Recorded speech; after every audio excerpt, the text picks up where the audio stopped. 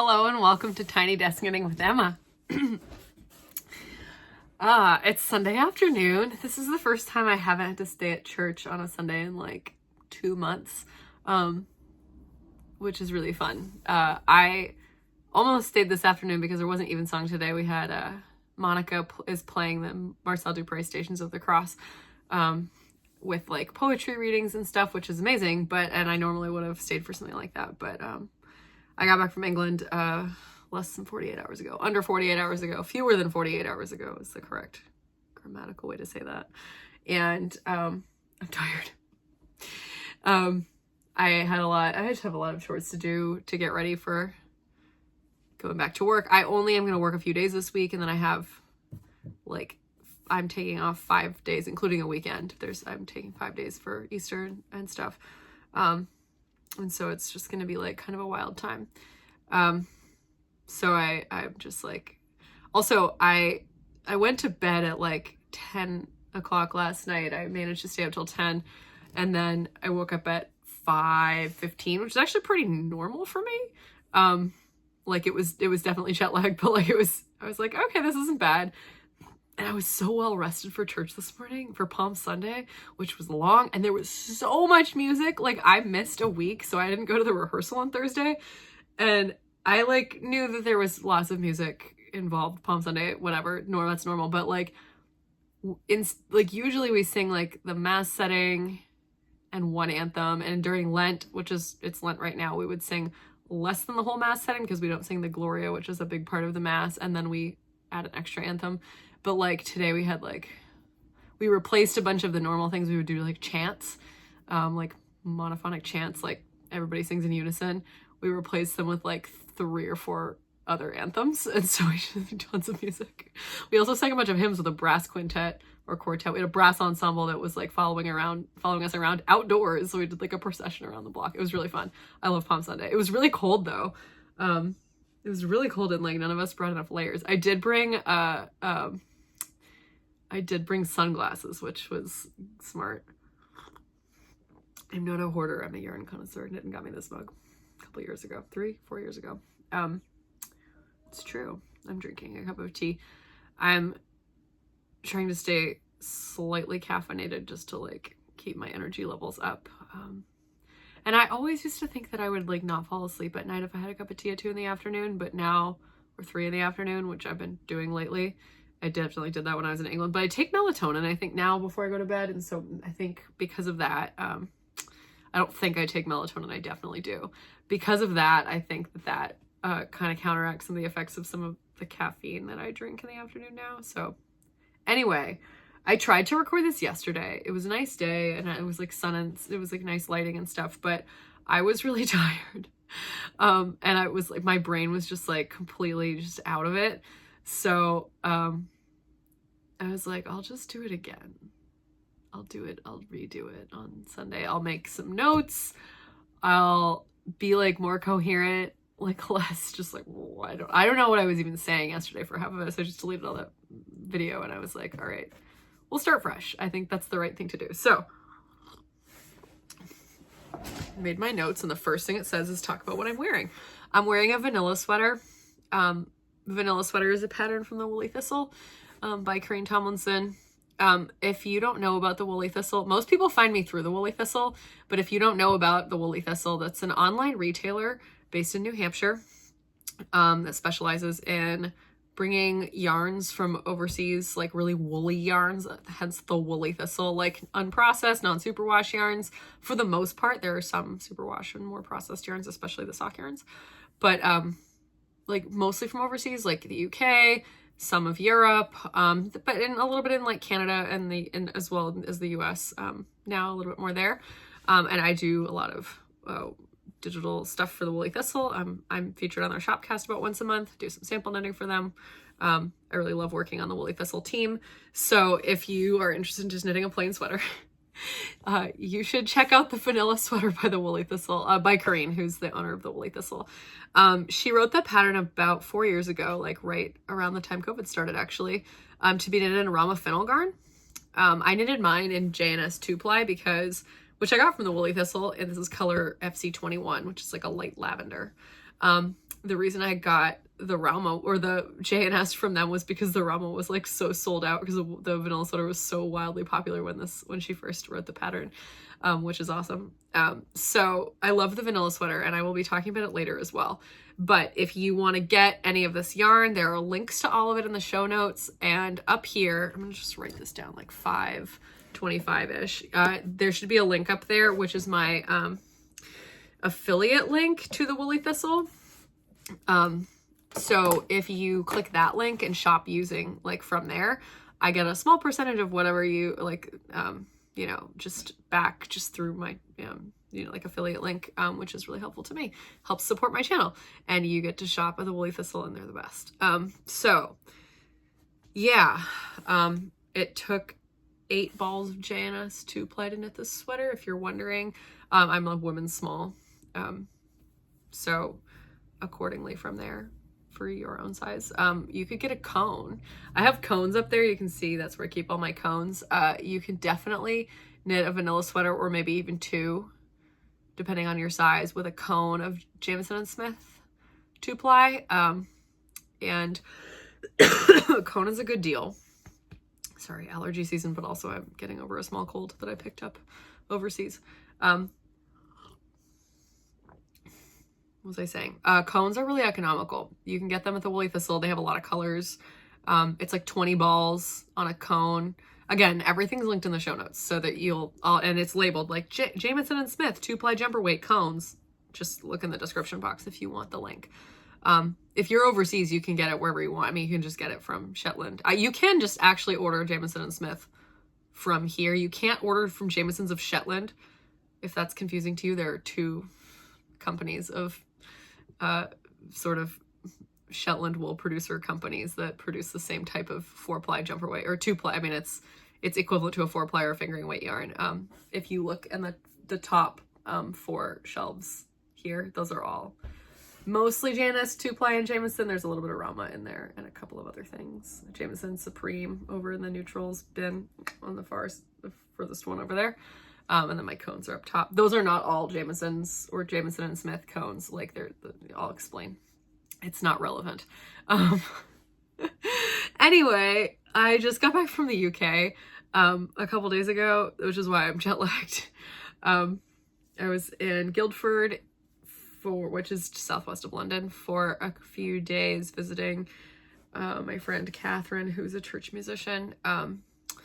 Catherine is my England mom. Monica, I always talk about Monica all the time, and I don't introduce her very often. Monica is my best friend. She lives down the street. We have been like best fiber friends for years and years. We went to graduate school at the same time in the same city, not at the same school. That's how we met. And we both do church music. If you're new, and I just talked about church music for like 5 minutes at the beginning of this, that's because I do this my degrees are all in musicology, and I'm a church musician. But Monica and I do church music together in DC. We live in Baltimore, but we have a church. She's the organist and I'm in the choir. I'm a professional staff singer at this church.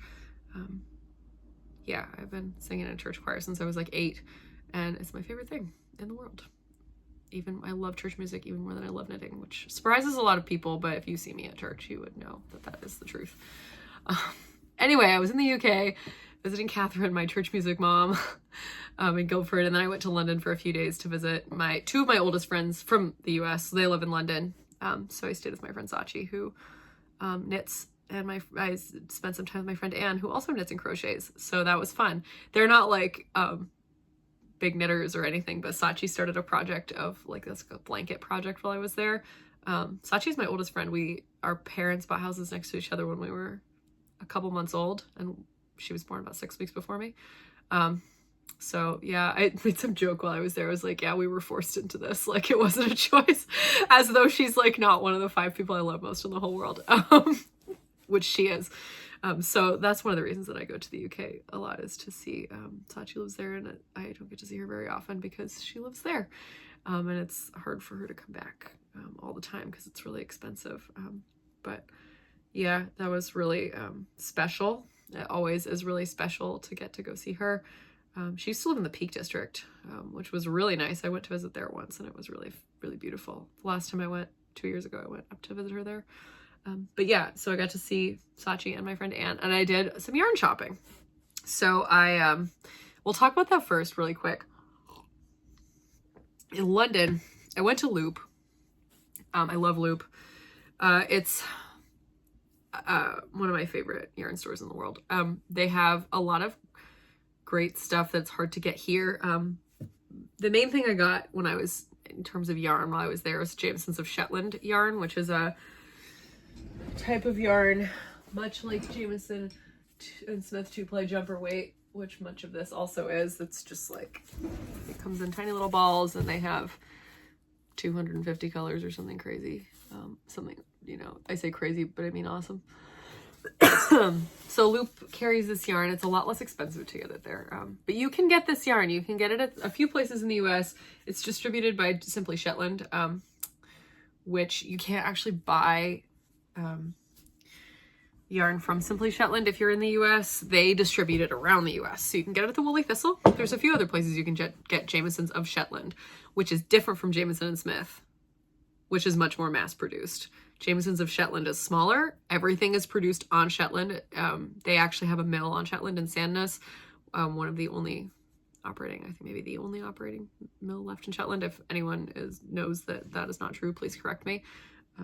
I have some idea what I'm talking about. I don't have no idea what I'm talking about. But like Jameson and Smith 2-ply gets milled in Yorkshire, like most yarns in the UK. This is where all the mills are.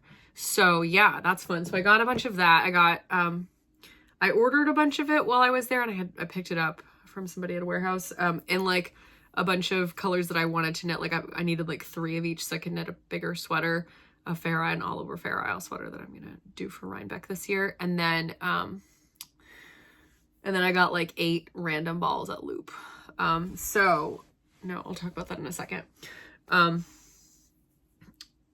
Yeah, I think that like I came back and I realized I needed like more colors for this sweater. I was like, oh, like, and I'll talk about this in a second. I'll show you all the colors, but I like have to order a few more now from Jameson and Smith.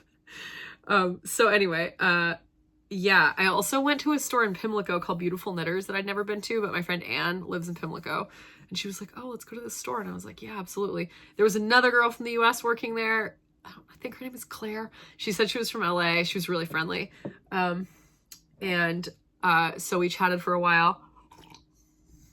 She was so awesome. And then I got some yarn there. I got this bag from Loop. I love that Loop does these muslin bags. They're not fancy or like, and they're pretty flimsy, but they're like an interesting, like they're the messenger bag. I love that. And they just give it to you when you buy something. Maybe there's like an amount of money you have to spend. I have no idea. But any Beautiful Knitters also gave me a muslin tote bag. You can never have enough of these. I say there's like 100 of these under my desk. Beautiful Knitters. So I got, these were on sale. So I just got these 3 balls of like this pastel fingering weight yarn that I thought was really cute. And I can't decide if I should make like little things for babies or something. Because a really small baby, you could probably like, would only take like 150 gram ball. It's 50 grams, 200 meters, so it's fingering weight. Or I might just make like a striped t-shirt for myself. I think that would be really cute. I'm trying to have like more of a warm weather knitted wardrobe, like slightly more warm. I don't know. What I'm thinking of doing like a little t-shirt. I'm thinking it would be really cute to do a little t-shirt with like stripes, and in the middle round of each stripe do like some eyelets, like a round of eyelets. That would be cute, right? Maybe I'll do that. That sounds cute. Like a little raglan t-shirt. Yeah, that sounds like something I would want to do. Yeah, maybe I'll do that. I don't know. I talk myself into a lot of things, just like when I talk out loud on this channel. And then I also got this British Sheep Breeds tote bag, which I love. It was only 10 pounds. I almost got a tea towel as well. But there's 2 sides of this bag, and they have all, like, it's different. The handles are not super long, which I also kind of like. You could use it as like a little tote. This is a little bit more of a structured tote bag. Well, it's a pretty solid canvas, well sewn. Excuse me. Allergy season is upon us, but also so is a small cold that I have. So I had a great time. I'm really glad that I got to go. I needed a little bit of a reset after a really like nuts couple of months here, which I've like alluded to, but I don't want to get into it. But it's been a little crazy since I got back after Christmas. Since like I've been just straight going like for 3 months now. So I really just needed to like break from normal life. And like church music stuff, which takes up a lot of mental energy, even though it doesn't take up all of my time just because of all the time I spent driving. But I'm really excited. My mom is coming for Holy Week, which is the week before Easter. So she's coming from like Thursday through Sunday. My mom's parents, who are both 86, my grandparents, they're also coming. Both my mom's sisters are coming. I think at least one of my cousins, maybe 2 of them, are also coming. I'm really excited for this week. So I have a lot to do in the next few days, but just like at work to make sure that I get through everything so that I can then take 3 days off around Easter. But that'll be fun. I'm excited. Yeah. So what have I been knitting? 16 minutes in. Let's talk about my whips. Okay. Done. What did I finish? I finished these socks. I love these little socks. These are my March socks. They are, the purple yarn is a yak sock yarn. You can get this base. I dyed it myself. The purple yarn I did dye myself. They're wet, but this is a pretty good representation of the color. I get my bare yarn from Wool to Dye For, Wool #2, Dye #4. Again, it's linked in the show notes. This base is called That Yak Sock. The yak base, just so you know, the natural color of a yak's fiber is like a lighter brown, or a darker brown probably when it's blended. So this base is 70% merino, like white merino, 20% yak, and then 10% nylon. It's very soft. Yak yarn is very strong, so it's good. It's a great yarn, and very soft, like I said. And it's like a light brown is the natural color. So if you dye on the yak base, it will be like muted a little bit. If you're looking to get this yarn, like a yarn like this that's commercially dyed, I would go for Bear Paw sock from the Farmer's Daughter's Fiber. That's the yak base. They have beautiful colors. I'll link that in the show notes too. Don't worry, everything's linked in the show notes, I promise. So yeah, this is fun. And so I just decided, if you've missed the last couple episodes, for my March socks, I had the yarn that was in the package that my friends wrapped up was the yak yarn plus a ball of mohair. This ball of like light pink mohair. So instead of like heels, toes, and cuffs, I thought it would be fun to just do like a little different, like the racing stripes, and then I put one more here. And I like really enjoyed this. I forgot how much fun it was to just knit a plain sock, and like how much I needed it after, like I said, my brain was just totally fried by the beginning of March and I just needed a vacation. So I knitted a sock that was really simple, and I think that had a nice effect. And I really liked working with the mohair, and I have so much I have a lot of like tiny little balls of mohair hanging around, and I think a lot of folks do. Like if you finish a sweater that has mohair held double and you didn't use all of your mohair, however much you have left, you know, what are you going to do with it? Like it's not normal scrap yarn because it's mohair. I just throw it into a lot of things just for fun, but I thought this would be really fun. And so I thought it might be nice. Like I might do like a series of socks using mohair, like showing like if you have different amounts of mohair, like if you have 5 grams of mohair, what should you do? If you have, 10 grams of mohair, if you have 15, 25, like what can you do with this amount of mohair, and do like a little series of socks like that, which I think would be fun.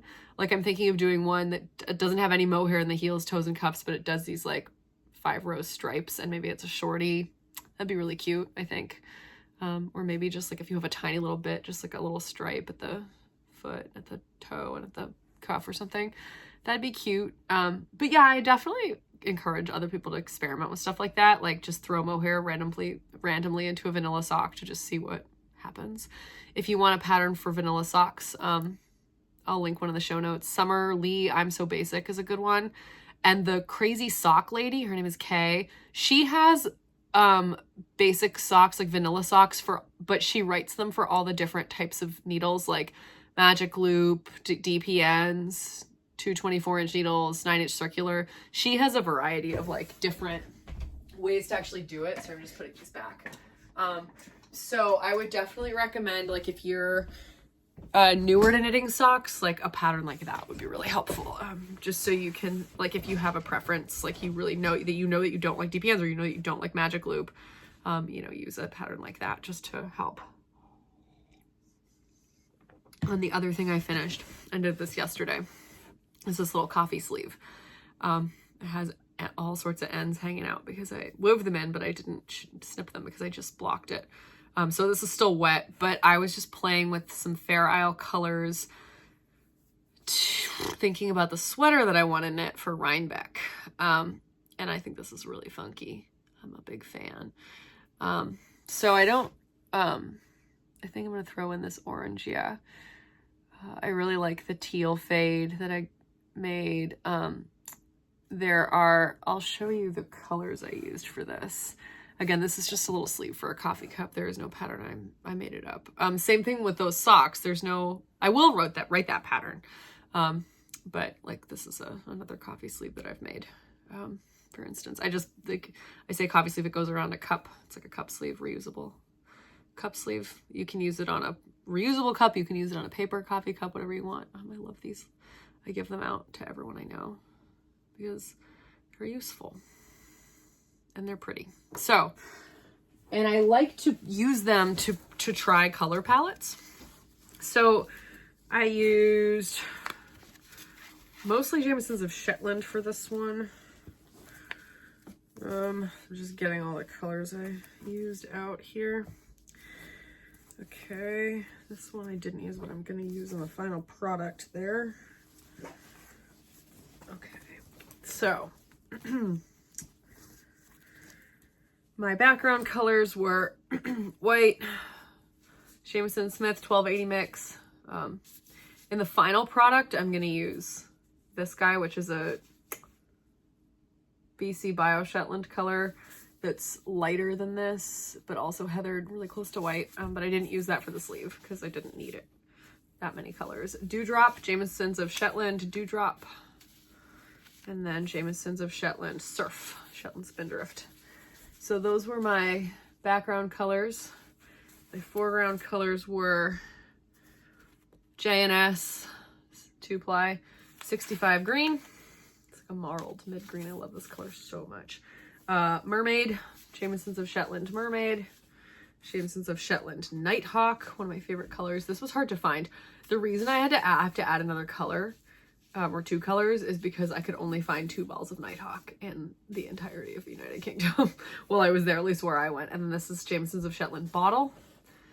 So those are I'm going to add one more. I think I'm going to be FC 39 and J&S 2-ply, which is like a slightly more blue, lighter turquoise. That'll go against the white. And then Pumpkin, J&S, or no, not J&S, Shetland Spindrift, Pumpkin, bright, super bright. I'm playing with the idea of a couple of different colors for that, but I like this one. Sorry, I just knocked some of these off, so I want to get them all back.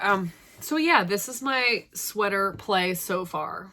It needs a little workshopping. Also, I don't think that the orange will go next to the lightest foreground color. I think it will go next to the darkest foreground color, but I'm not positive about that. I kind of like it as the light pops, so maybe I'll keep it there instead. It's hard to decide. So that is that so far. And then I'm working on this mitten. What is this? Oh, this must be the size 2 that I used to knit this sleeve. So I'm just keeping all these in here for now because I don't want to lose track of them. This is another whip that I started this like in January or something. I think this is just a plain mitten. It's white, obviously. I'm using the pattern The World's Simplest Mittens by Tin Can Knits in the DK weight. This is a DK weight yarn that my friend Simona brought me back from Quebec. Simona's a choir friend, and she said it's hyper local, so it's hyper local. There's another one up there, you can see that right there. This is half wool and half cashmere, And I think the cashmere goats are the hyperlocal part. It is so soft. And I'm knitting these so that I can then embroider on them. I think that's fun. And I'm just kind of, again, I may have been talking about this a bit lately, I'm just trying to get through a bunch of whips just to like get them out of like free my mental space a little bit, so that I can, you know, cast on some new things, whether they're big projects or small projects. So I worked on these for like an hour yesterday, and I got done with the thumb, and then I got most of this done. So I'm gonna spend another hour on these, probably finish the first one, start the second one.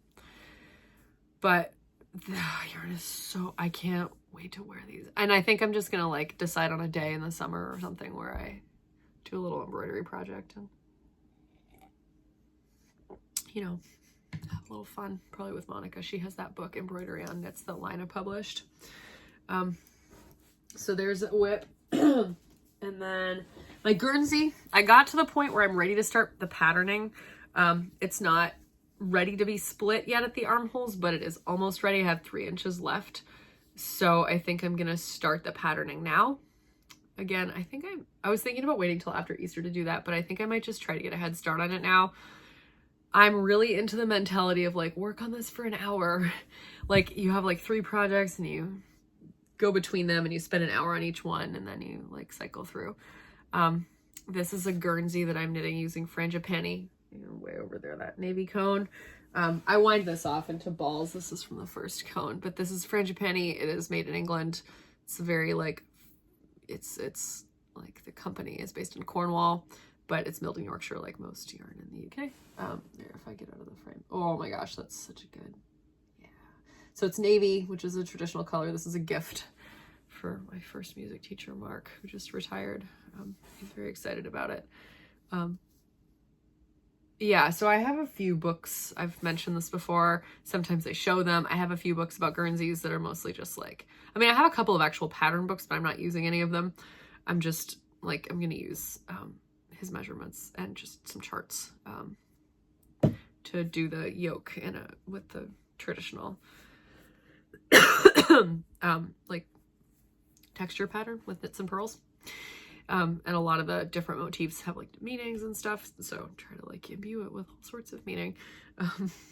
Mark is who was my first music teacher, but he's also a musicologist and an organist, and like he was my teacher when I was a little kid, and kind of he's the first person to kind of give me a sense of responsibility as like a teenager, because I was head chorister for a long time in my choir, and then I became a musicologist too, and he became like a very useful colleague to me. In that like we would have really productive conversations, and he would often read my papers and comment on them. He actually sent me a text the other day like, hey, I was just cleaning out my inbox because he's just retired, and I found this paper that you sent me in 2022, so I must have sent it to him several years after I wrote it about this like piece of music, and he was like, has your father seen this paper? He would really like it. And I was like, okay, I should send it to my dad, I guess. But it was nice. Yeah, so he often read my papers and would help me kind of edit them. Anyway, he asked me to knit him a fisherman's sweater, like a Guernsey. I think somebody gave his wife a knitting book about Guernseys, one of the ones that I have. And I was like, of course, that sounds great. So this is another one of my whips. I need to like probably spend some time this evening going through some charts for that, and then getting through some of that just like initial like, here's what I want to do, and then just start executing, probably chart out a little bit of it and then just go. Yeah, so that's fun. Enjoying this a lot. Really nice yarn. It's very toothy, but it's also very round and springy, and it's fun. So I'm enjoying that. And then I decided to start yesterday, not just like randomly, but kind of randomly. I've been planning this for a while, and I was like, I should knit that. I'm going to need something else vanilla to knit, like that I can kind of carry around with me this week while my family is visiting when I'm in DC. So a couple of months ago, last summer and fall, I had 2 bumps of Appledore fiber from John Arbon. Appledore is a John Arbon Textiles. Wine. So this is the milled yarn. You can see they're all named after different breeds of apples you can find in Devon, which is where Devon, UK, which is where the mill is. And this is a blend. This is the DK weight. You can also get a lace weight version. It's kind of a heavy lace weight in 50 gram skeins, but this is 100 grams. This is a colorway Tom Putt. It is 40% Devon close wool, which is pretty scratchy, 40% Romney, which is not super scratchy. It has a nice sheen to it, and then 20% Exmoor Blueface, which is a cross between an Exmoor horn and Blueface Leicester. They call it an Exmoor mule. So this is a great yarn. It's a little toothy. I've spun Appledore a few times. I spun a skein for my mom a year and a half ago. I don't know, in the like Yovel sour color and I loved that. That was fun. So I spun. They're wound up, but this one is I think this is Spicy Pippin. Yeah, I think this is Spicy Pippin.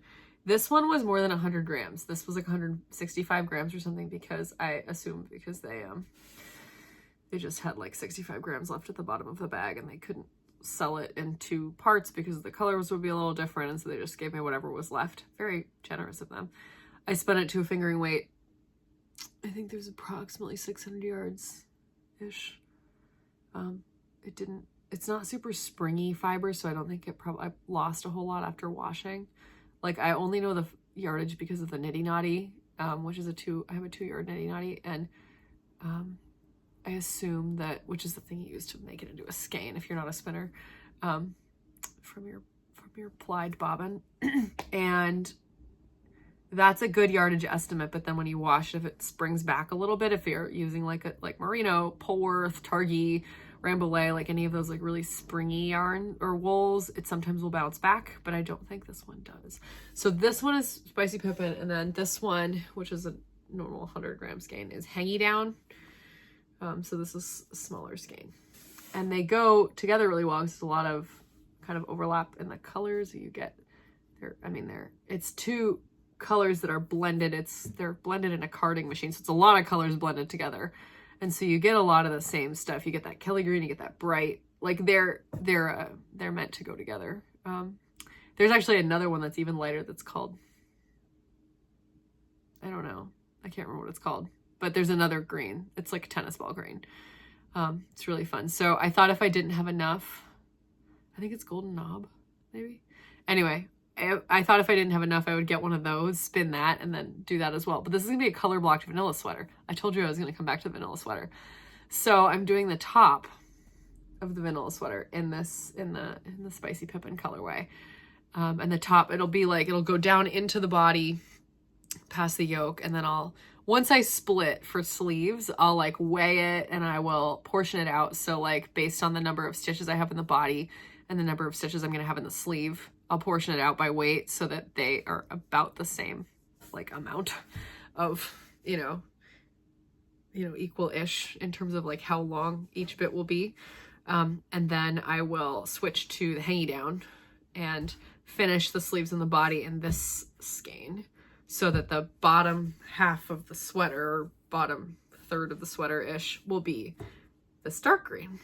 And I thought that would be a really fun experiment. They obviously go really well together, but I thought that would just look cool. And like, I thought it might be a nice idea of like how to make your vanilla sweater like different, or maybe you have 3+2 skeins of Realm of Fennelgarn, or 3+3 or 4+3, however many you need for your own size of a vanilla sweater, or you've got like a similar amount of yarn in Jamesons of Shetland, or you've got just 3 skeins of fingering weight yarn that are all similar. Maybe they're the same type of yarn, or they're similar in some way, or 2+1, whatever it is. Like, I like to encourage people to experiment, so I'm excited about this. And I started it last night. I'm done. This is the just the top. The vanilla sweater does not start with a collar. You put the collar on at the end. So I thought actually I might actually do the collar in the dark green, which might be fun. I don't know yet. I haven't decided. But I'm knitting it pretty loosely on a size 5 needle, trying to get about 20 stitches over 4-inch gauge. I think it's 20, maybe even 18. This is a pretty good sized. This is a 5, yeah. This feels big. But maybe I should have done it on a 4. But I didn't want to run out of yarn. And the looser the weave, the looser the gauge, the less yarn it gets used. So it'll just be really lightweight worsted spun. That's one of the things I think I thought would be different, was like these yarns. Knitting this at 20 stitches over 4 inches is, you know, it's just like super lightweight and airy because it's a woolen spun yarn, but it's different with a worsted spun yarn. You'll get a different type of drape. So that's interesting. But I am excited to work on this, to just have a kind of palette cleanser of a beautiful green sweater. Yeah, all that fun stuff. So that's happening. And that's kind of my, what's going on for knitting. I might start spinning something new. I finished my traveler shawl spin, I think. This is the 3rd skein, and it does go with the other 2. I used a Shetland, if you did not watch, I ran out of a bobbin. This is a 3-ply for this traveler shawl, 3-ply combo spin, and I ran out of this purple pinky bobbin, and before I ran out of the other 2 because I just spun it thicker. So I just, on another bobbin, I spun another bobbin of this like Shetland wool that was not the same breed as the, it was, oh, I don't even remember what the breed was. I can't remember. So I think it started with a B, and it was like a German breed. Bergschaff, maybe Bergschaff. And she's a Shetland that was a similar color. So this was a little brighter. There's more pinky reds, but it was both tops were variegated, kind of cranberry pink, red. So I figured it was fine, and it is fine. I mean, you might be able to tell when I get the traveler shawl, but I don't care, whatever. So I do still have a bit of each of the other 2 bobbins left, and I'm not sure if I should spin the rest of the Shetland and then ply them together just in case I run out. I don't think I will. I think I'm gonna have more than enough to knit the traveler shawl with all of this, so I might not bother, but we'll see. But yeah, I'm thinking of doing another spin, starting a new spin, just to like have something else to do. But I don't know what. There's so many options. It's hard to choose. Yeah, we'll see. I have a lot of hand spun, but I should maybe focus on like knitting it. Knit my own hand spun? Who are you? What are you, crazy? Yeah. So what else? Oh, reading and watching. I've been reading a lot. I'm on a reading kick. I go through phases where like if I kind of need something in my life that just like distract me from other things, just like my own thoughts, basically, I read more.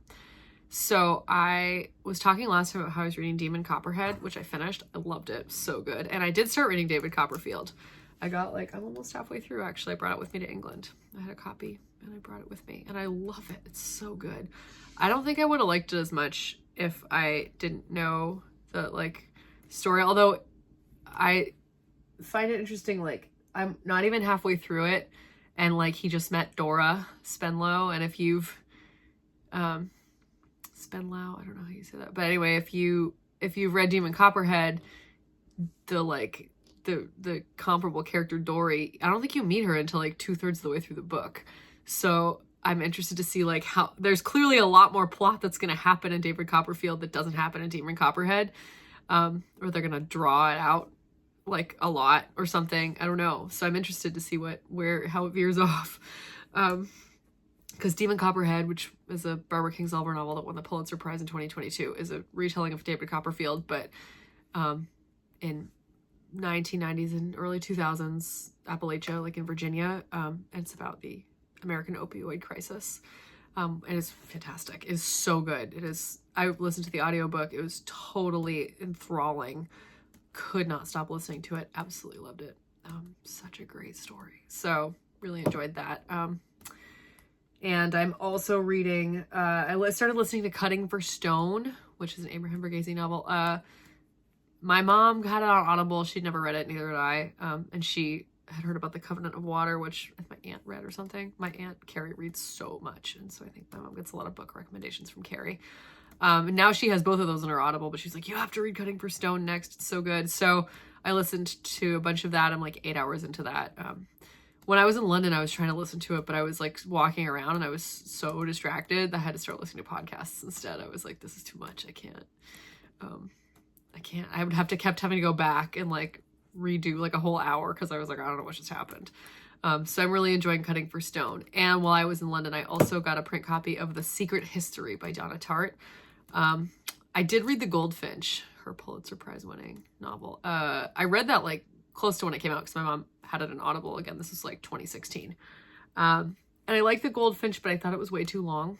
Like there were just parts of it where I was like, why is this 300 pages? This could be 50 pages. But The Secret History is, yeah, it's kind of creepy and like weird.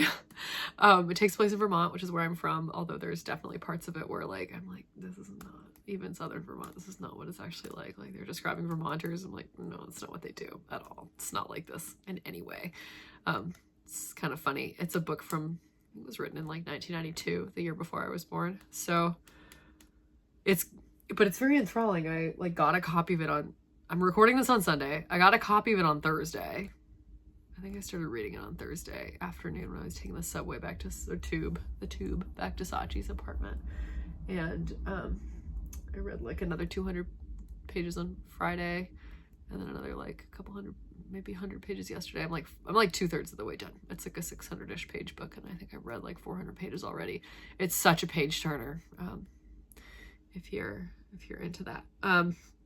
And when I was with my friend Sachi works in film. She's like she works for a small production company. She's always been really, she has a degree in screenwriting, and she's really brilliant, but she's very funny. I've always thought Sachi was one of the funniest people on the planet. And she was like, have you seen Deadlock? And I was like, no, I've never seen Deadlock. And she was like, oh, it's like Broadchurch, except it's in Tasmania with a bunch of lesbians. It's like so up your alley. And I was like, that sounds really funny. I should watch that. So we watched the first episode together, and I loved it. It was hilarious. And so I've been watching Deadlock. I watched a bunch of it yesterday. So if you've never seen that, it's a murder mystery, but it's like a comedy also. It's very funny. So I've been really enjoying that. I think I'm probably going to finish it. I don't know how many episodes it is, but I don't know if they're going to do another season because I think it was from 2022. But yeah, it's almost 3.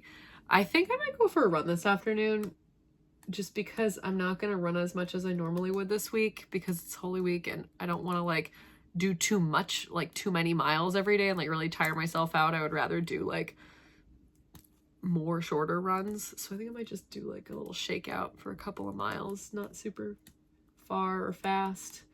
And just, I need to go to the grocery store. Maybe I'll just run to the grocery store with like some bags and then walk back.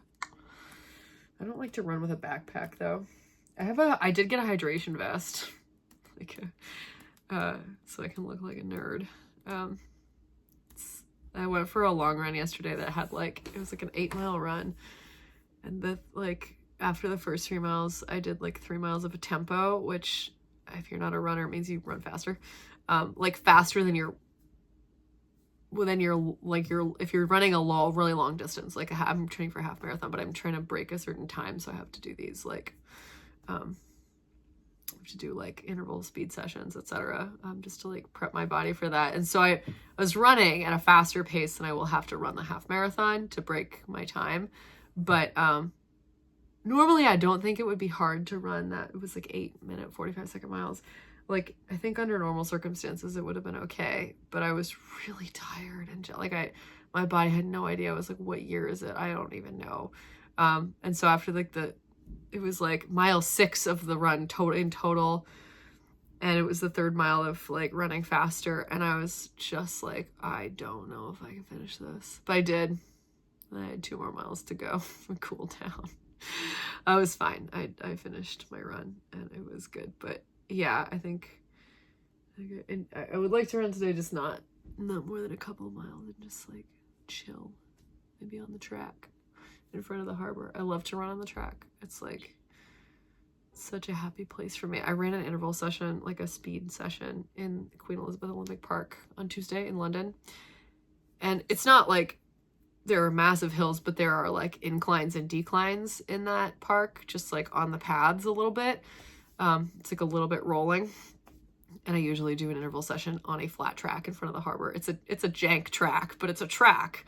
Like it's not even 400 meters. It's longer than 400 meters, which is annoying.